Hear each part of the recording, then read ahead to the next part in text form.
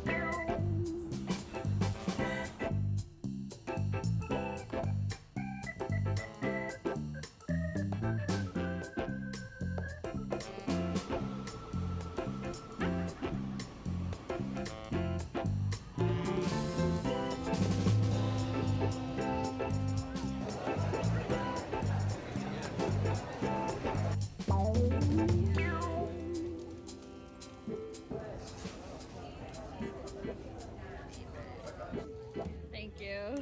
Enjoy.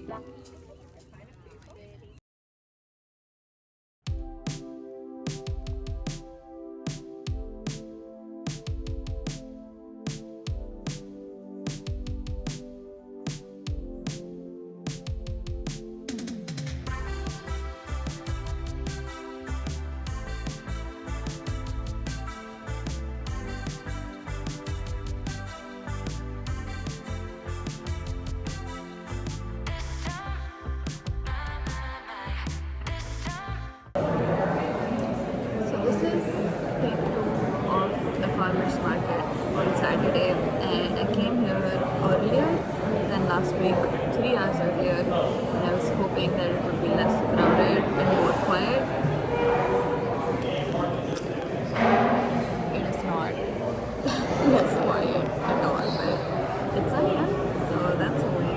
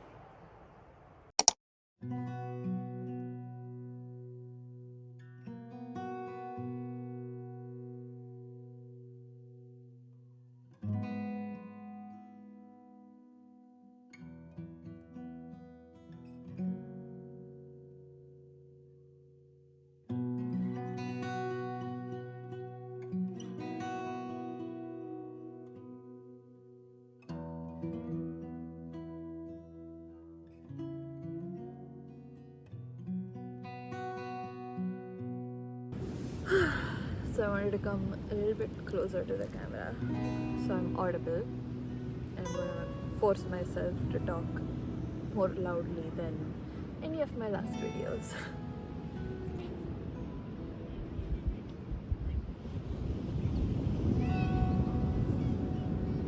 This is still weird talking to a camera about stuff. Okay. August was something I didn't expect. I mean, there were obviously moments where I was doing things and I was happy, but there were also moments where I mostly felt unmotivated, not inspired, and a little sad from time to time. There were some personal and non-personal events that did lead to that, but yeah. The result of that was me not filming so much, so apologies for this vlog seeming a little chaotic and out of place. I'm drawing such a blank on any reflections for August right now, but did I do nothing on the weekends? Did I rest? Probably not. Went out a bunch of times, even though it was to places that are comforting to me. Still hard for me. Spend time in the house alone.